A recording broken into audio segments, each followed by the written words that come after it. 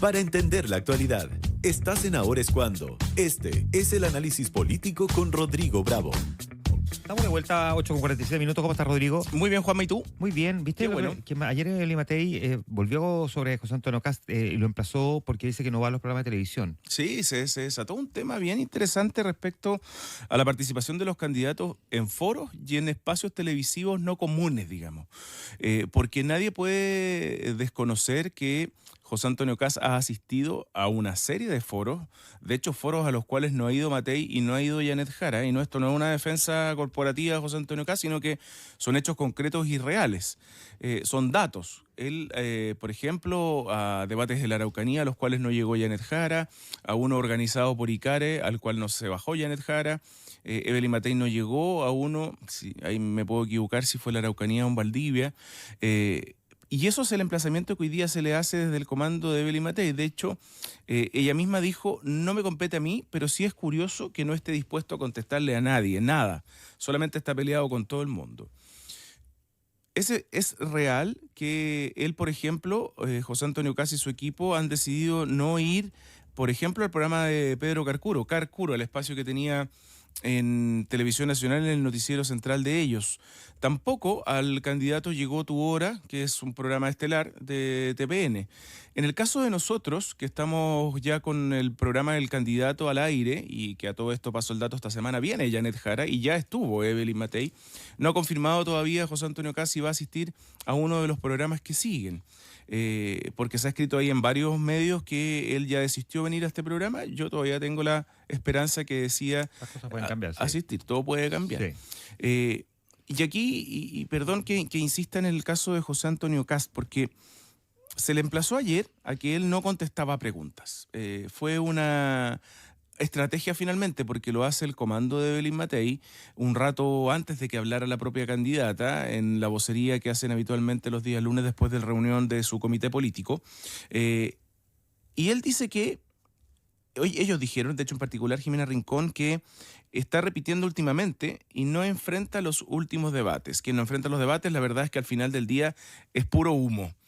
José Antonio Kast va al debate de Canal 13, que está programado para los próximos días, va al debate de Anatel, va a ENADE, que deben ser los tres grandes, ya Archi, los cuatro grandes debates que quedan en los próximos días al finalizar esta campaña. Y él, efectivamente, los días lunes, donde tiene generalmente actividades, y es que no es todos los lunes, él contesta todas las preguntas a las cuales los periodistas lo enfrentan. Y lo hace por, yo te diría, al menos 30 minutos respondiendo lo que le preguntamos. Distinto es que en muchas oportunidades no contesta lo que nosotros queremos que conteste. Evade los temas. Eso es otra cosa. Eso es otra cosa.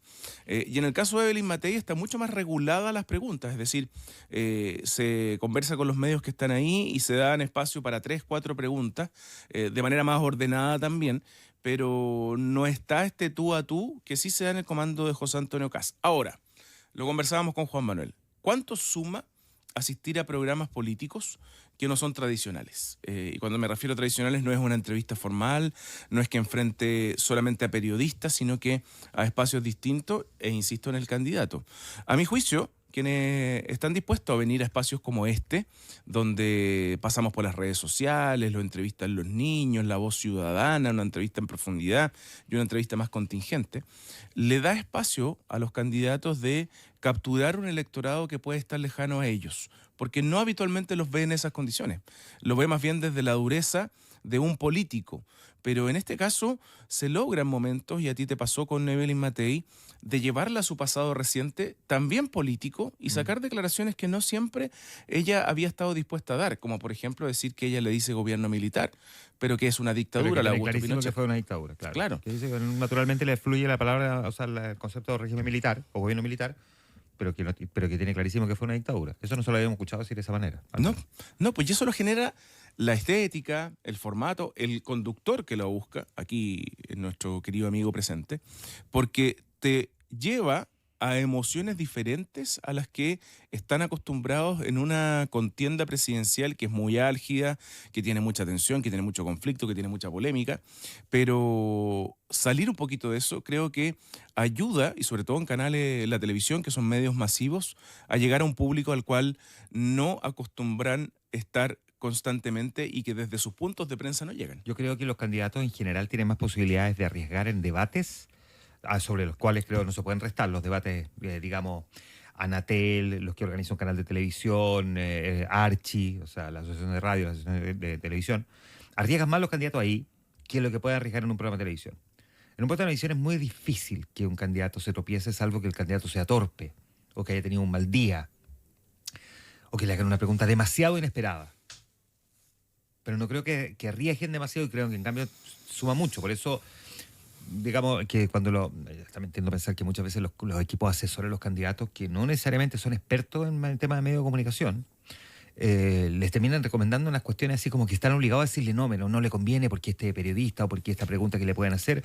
Y tú mirás en general a los candidatos, los programas de televisión no les va mal, les va bien, tienen una cercanía, simpatía, una que otra cosa. Los debates son más riesgosos para los candidatos. Pero lo que hemos visto, que más bien Janet Jara se empezó a restar de los debates, al menos sectoriales, en los últimos meses. Sí, en los foros que organizaron distintas organismos. Y lo que pasaba que, claro, si no iba Janet Jara, que era la candidata al oficialismo, los otros candidatos decían, ¿para qué vamos a ir a debatir entre nosotros? Somos todos opositores al gobierno. Claro. Claro, entonces, al menos... ¿Y eso es real que se generó? Sí, pues Evelyn Matei y José Antonio Cast decía, ¿para qué vamos a ir? Yo no voy a ir a pelear con Evelyn ni con Cast, decía uno y otro, cuando no iba Jara. Y al final terminaban yendo los otros candidatos, pues Johannes Kaiser, Franco Parisi, Marco Enrique Minami, por decirlo así. Claro.